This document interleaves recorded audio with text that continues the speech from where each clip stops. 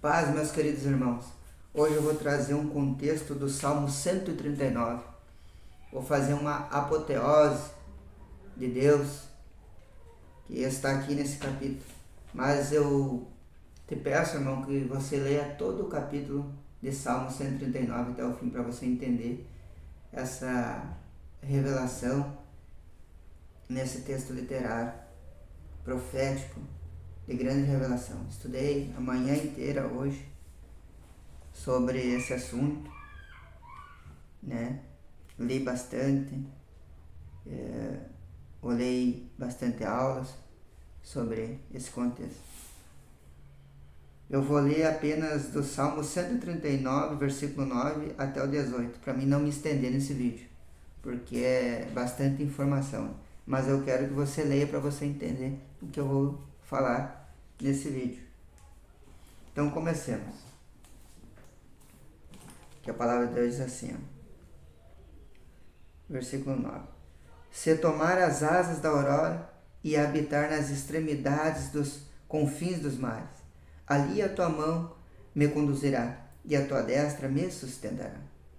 E se eu disser que a escuridão me oculte, até a noite resplandecerá por causa de mim.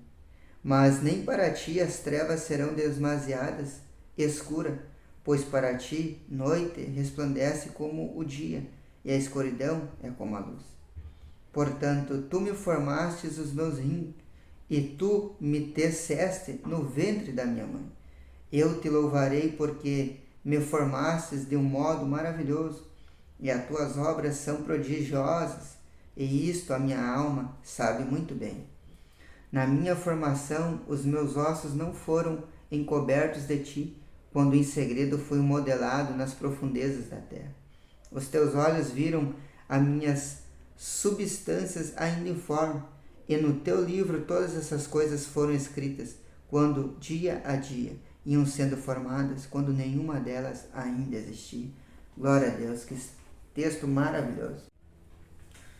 Bom, meus irmãos, antes de eu entrar nesse contexto do Salmo 139, como tem falas de Jeová, né, ali, Espírito Santo, eu queria deixar um parênteses aqui, que Deus, Espírito Santo, Jesus são um só, mas cada um deles tem uma ação própria. Todos eles têm alma e espírito e agora corpo, como Cristo se revelou ao mundo. Esse corpo vem a ser morada da divindade, pois antes no mistério escondido Deus era dicotomo, ou seja, alma e espírito somente. Bom, então vamos lá viajar no Salmo 139. O Espírito Santo ele tem um papel muito importante nesse texto, pois ele estava pairando sobre o mundo físico. Ele estava apaixonado pelo que ia acontecer. Ele seria como uma águia cuidando de seus filhos com a sua própria vida. Quando a terra era ainda um embrião, quando ainda estava sendo gerada, o Espírito Santo ele sonhou com cada um de nós. Ele deu a forma ao nosso propósito. Deus nos escondeu no ventre. O Espírito Santo ele preparava o momento do nosso dia, ainda no ventre. Ele nos conheceu e estabeleceu a vontade do nosso coração. É por isso que esse é um método que Deus usa para a formação de cada ser humano no ventre da nossa mãe. É um processo. Ali, como diz no texto, luz e trevas são a mesma coisa. O Deus é a luz. Deus habita no meio das trevas. Paradoxo, explicando nesse versículo de forma simples, é que para nós é um antônimo, para Deus é a mesma coisa. Ali quando diz, me cobristes no ventre, é o Espírito Santo pairando e fazendo uma cobertura no ventre. Lembrando que o ventre tem o significado de misericórdia. Mais uma frase que nós vemos no texto, no oculto fui feito, ou seja, no escondido em Deus fui formado, começando pelo interior. Novamente no texto, profundezas da terra, assim como cada um de nós somos formados nas profundezas da terra, fazendo uma tipologia que a terra foi feita nas profundezas de Deus. Mais uma frase, substâncias informe. A cada um de nós era informe, mas ainda assim fomos vistos por Deus. É preciso deixar bem claro aqui que quando Deus nos conheceu desde o ventre, não significa que houve uma relação bilateral como uma conversa que nós estávamos com Deus. Como muitos ensinam e afirmam que nós já se relacionávamos com Deus e conversávamos com Ele desde antes do ventre, deixando aberto uma teologia absurda da pré-existência da alma. A pré-existência da alma, ela é um conceito errado, pois a alma, junto com as emoções e decisões, só acontece na fecundação. Antes disso, somos apenas plano, um projeto e impossível de falar com Deus, ou de nós relacionarmos com Ele. A alma pode ser interpretado como o resultado das experiências, algo que só acontece após o nascimento. Temos que entender isso, basicamente. Esse salmo, ele também fala a grandeza dos cuidados do nosso Pai conosco. Um salmo pessoal e a devoção ao Pai. É um amor carinhoso do Pai que nos formou no ventre da nossa mãe. É um salmo também messiânico, que mostra a formação de Cristo no ventre de Maria.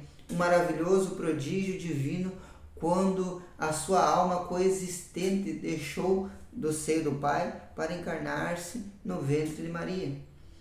A companhia do Pai e do Filho encarnado é a prova da presença de Deus com os seus filhos fiéis.